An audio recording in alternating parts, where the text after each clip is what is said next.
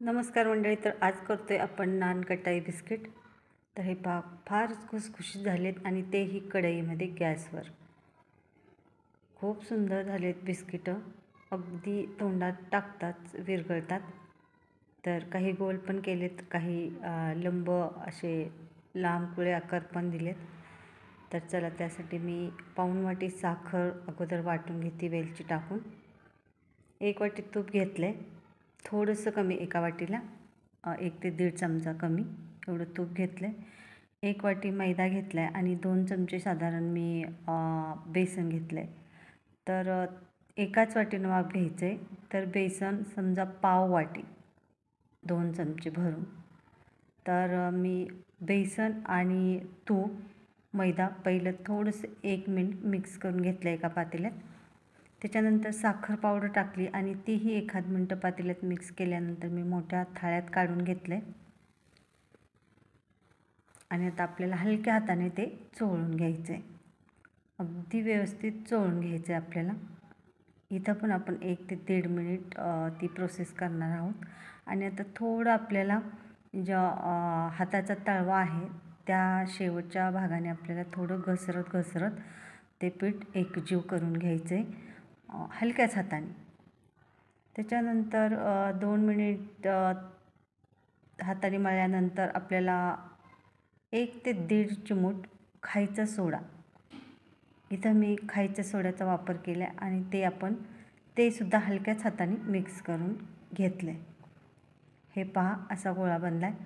इकडं मी 2 कढई आणि 1 जुना तवा गरम करून घेते. त्यातली 1 कढई माझी पातळ असल्यामुळे मी त्याच्यात वापरलेलंच मीठ गरम करून घेते. साधारण 2 ते 3 मुठी मी मीठ गरम करून घेतलं एका कढईमध्ये आणि बाकीचे तवा आणि कढई बिगर मिठाचीच ठेवलेली आहे तापायला.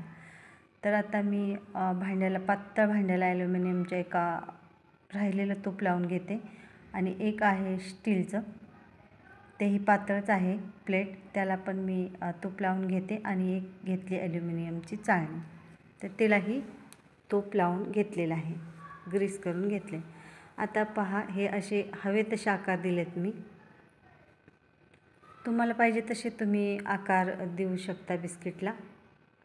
तर मी काही लांब आकार दिलेत असे, काही गोल पण दिलेत चपटे, आणि हवं तसं सजवा. मी लावलेत बदामाचे काप. आणि कढई तवा गरम झाल्यानंतर साधारण 2 ते 3 मिनिट चांगलं गरम केल्यानंतर मी हे ठेवून दिलं आहे त्याच्यात आणि प्रत्येकावर झाकण लावून घेतलं आहे. गॅस बारीकपेक्षा किंचित मोठा ठेवला आहे आणि ते आपल्याला तसंच ठेवून द्यायचं आहे. अगदी 12 मिनटानंतर मी चेक केलं आहे. हे पहा, खूप सुंदर बिस्किटं झालेत. तर मी तुम्हाला तिन्हीही उघडून दाखवते. हे उघडताना थोडंसं एका बिस्किटामध्ये भांडं लागलेलं आहे, त्यामुळे एक बिस्किट थोडंसं मोडले. हे पहा, तिन्ही पण एवढी सुंदर बिस्किटं झालेत नानकटाई, खूप खुसखुशीत. तर थोडं थंड करून घेतलं आहे मी आणि आता आपल्याला काढून घ्यायचं. तरीही गरमच आहे, तर मी काढून घेते आणि आपल्याला हे पूर्णपणे खाली थंड करून घ्यायचं आहे, म्हणजे आपल्याला काढायला जाचणार नाही.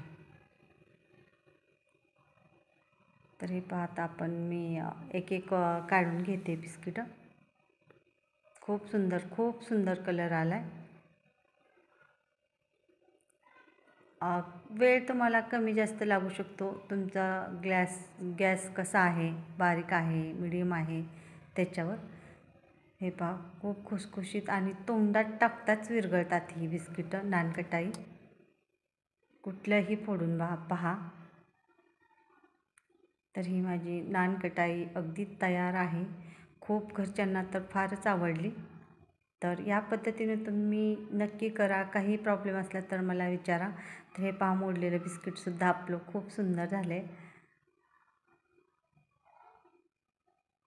अशा पद्धतीने आपली नानकटाई अगदी बेकरीसारखी खुसखुशीत तयार.